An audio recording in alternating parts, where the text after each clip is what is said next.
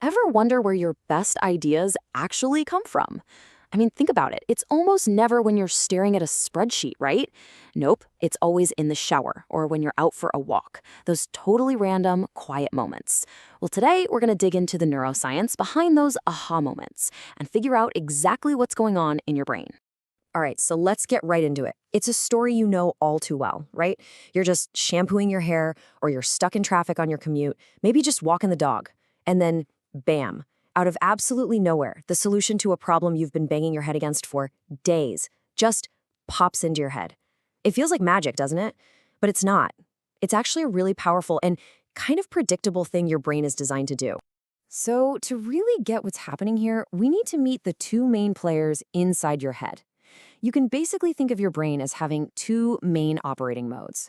They're like two powerful networks that are always doing this delicate little dance with each other, kind of like a seesaw. You know, when one side is up, the other one's got to be down. Okay, so on one side of that seesaw, you've got the doer. Now, the official name is the Task Positive Network, or TPN for short.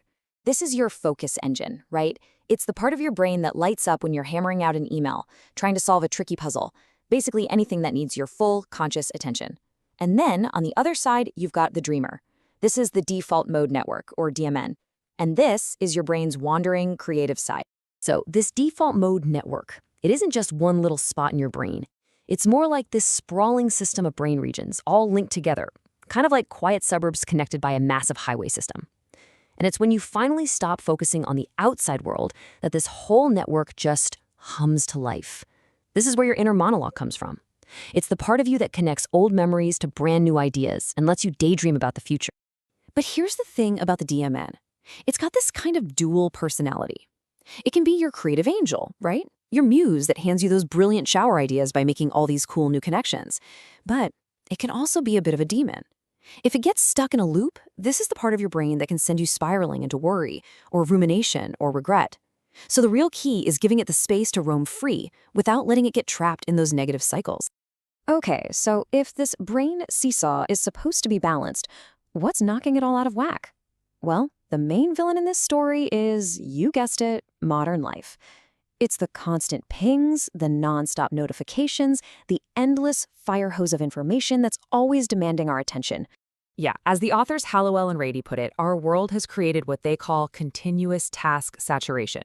I mean, just think about it. We're always giving our doer brain something to do, checking emails, scrolling through our feeds, firing off messages. And what that means is our dreamer brain, the DMN, almost never gets a chance to come out and play. The seesaw is basically stuck on one side.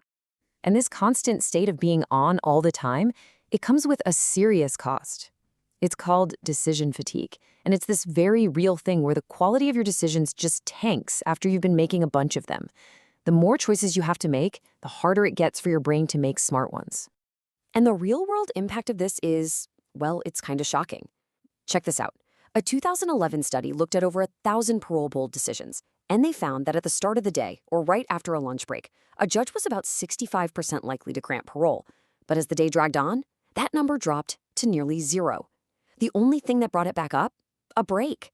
Just a simple break. And this isn't just about judges, either. A study from 2014 found that doctors get hit by this too. They were way more likely to prescribe unnecessary antibiotics later in the day. So for the rest of us, this constant grind, this TPN activation, it just leads to burnout, to making sloppy mistakes, and it totally silences that creative inner voice that we need to solve problems and, just feel connected to who we are. So how do we fix this broken brain seesaw? Well, the solution is going to sound really counterintuitive, but trust me, it's unbelievably powerful. We need to embrace boredom. Yeah, you heard me, boredom. It's not a bug in our mental programming. It's actually a crucial feature.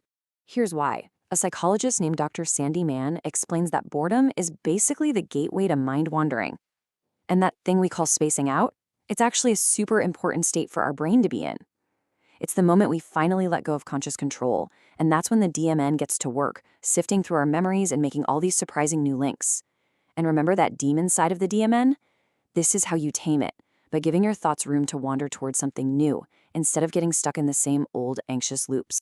And this is why doing nothing is actually a ton of work for your brain. Seriously. Neuroscientists have found that when your mind is just wandering around in that default mode, it's still burning through about 95% of the energy it would use for a super focused task. Your brain is doing some incredibly complex and important work. It's just happening right beneath the surface. All right, so just understanding all this is a huge first step. But the next step is actually doing something about it, being intentional about getting that mental space back. We have to learn how to take breaks that actually restore our minds, not just distract them for a few minutes. So, what does a real break even look like? Well, first, you have to truly disengage, and that means no checking work emails, no talking about work, nothing. Second, and this is probably the hardest one for most of us, you've got to avoid screens. See, just mindlessly scrolling on your phone keeps that doer brain switched on. What you want to do instead is step outside, go look at some trees, stare out a window, and just let your thoughts drift. That's what activates the DMN and gives your focus engine, the TPN, a chance to actually recharge. So why does all this matter so much? Because when we actually schedule these moments of real mental downtime, we finally get that brain seesaw back in balance. And it's not just about becoming more creative. We also strengthen our sense of self. You know, that inner voice that tells us who we are, what we really want, and where we're headed. In the noisy world we live in, hearing that quiet inner voice, man, that's everything.